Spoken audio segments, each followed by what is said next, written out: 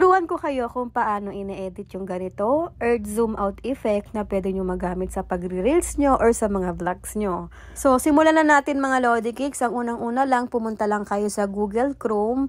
And then dito sa address bar, ita-type nyo dito ang Higgsfield AI. Yan, i-type nyo dito Higgsfield AI. Tapos dito, i-scroll up nyo mga Lodi Cakes. And then, ito po yung pipindutin ninyo. Yung ganitong icon ha, yung may yellow-green icon. And then, next, dito kayo mapupunta sa website ng Higgsfield AI. Tapos, para makagamit tayo ng libre, pipindutin nyo tong try free. Kailangan nyo lang dito mag-login gamit yung Google account nyo or Apple account. So, pag naka-login na kayo dyan ng Google account ninyo, at biglang may lumabas na ganito, i-X nyo lang po. Dito sa taas, oh, may X. I-close nyo lang. And then, pinutin nyo tong Earth Zoom Out effect na to. Yan. Tapos, dito mga Lodi Cakes, may kita nyo dito yung generate. Pipindutin nyo lang yan. Tapos, pagka pinut mo ng generate, may kita mo to. Pinutin mo naman tong nakalagay na start frame and then mag-upload ka dyan ng picture mo. Yan, photo library, tapos select ka na ng picture. Pwede rin namang video, pero mamaya papakita ko sa inyo kung paano pag video yung gusto mong ilagay. Tapos hintayin mo lang ma-upload yung picture mo dyan. And then next, may kita mo tong Higgsfield Standard, pindutin mo yan. Kasi papalitan natin siya kasi naka-premium pa to eh. Palitan natin siya ng Higgsfield Lite para wala talaga tayong babayaran. Huwag kayong pumili dito ng mga premium kasi may bayad yan. Tapos, kapag nakapili na kayo ng Higgsfield Lite, itong generate sa baba, pipindutin nyo na yan. Tapos, hintayin nyo na lang mag-generate yung picture nyo na magkaroon ng Earth Zoom Out effect. Yan, ganito yung makikita nyo. Minsan mga Lodi Cakes, matagal siyang ma-generate, pero may time naman na mabilis lang din. Pwede kayo makagawa dito ng 2 free videos. Tapos, kapag wala na yung credits natin, pwede kayong gumamit ulit ng iba pang Google account. So, hintayin na lang siya mag-generate. Tapos, ito na yung kinalabasan niya.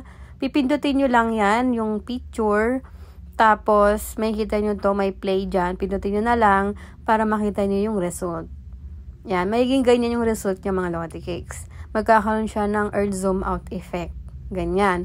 Tapos, para ma-save itong save icon sa baba, pipindutin nyo to. Tapos, pag naka-iPhone kayo mga Lodi Cakes, ganito pa yung lalabas dyan pagka-save ninyo.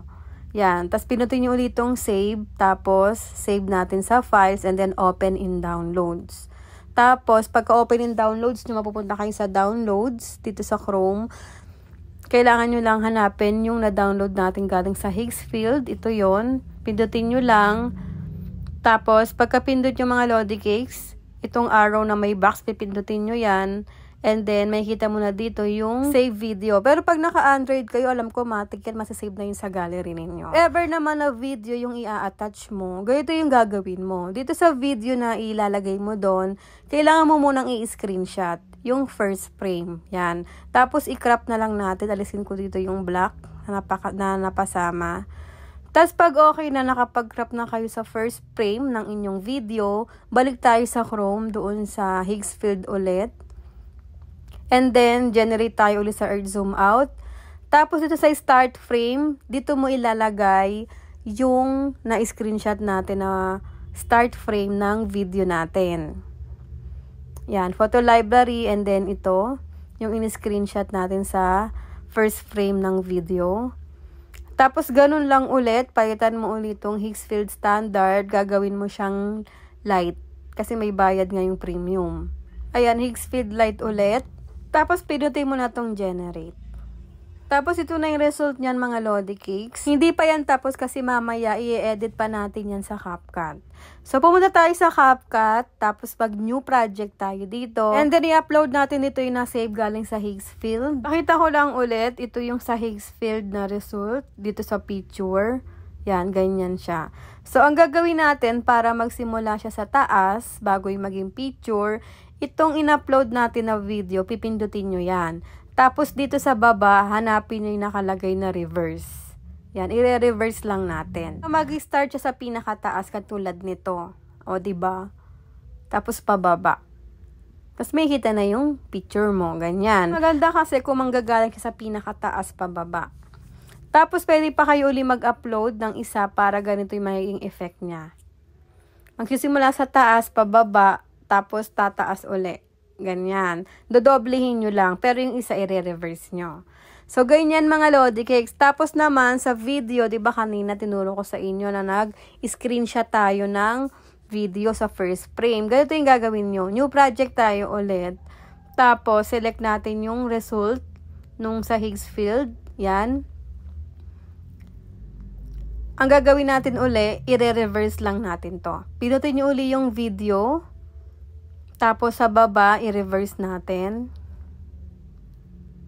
Yan. Reverse muna natin ulit. Tapos, pag na-reverse na, saka kayo mag-add dito. May kita nyo dito, may add button. Pipindutin nyo yan. Tapos, i-add nyo na dyan yung video nyo. Ayan. I-add na natin. Yan. Ganyan lang yung gagawin yung mga Lodi Cakes if ever na video yung gusto nyong i-attach dito. Tapos, yan ay magiging resulta nyan. Yan. Mag-earth zoom. Tapos, pababa. Tapos magpi-play na yung video mo. Ganyan yung gagawin ninyo. Tapos meron akong itutulong trick sa inyo. Kasi diba pag nag-extract tayo ng audio dito sa CapCut, may bayad. So para wala tayong babayadan sa pag-extract ng sounds, pumunta kayo sa TikTok. Tapos i-search nyo lang dito kung ano yung gusto nyong music or song. Tapos pagka-search ninyo, mga Lodi Cakes na gusto nyo i-background dyan sa video nyo, i-use sound nyo, tapos pindutin nyo to. And then i-upload nyo lang dito yung ginawa natin. Yan. Tapos, in-next nyo na. Kung gusto nyo pong i-private or kung gusto nyo rin i-post sa TikTok, pinutin mo na agad yung post. Pero kung ayaw nyo, i-private nyo na lang. And then, dito sa more options, pindutin nyo yan.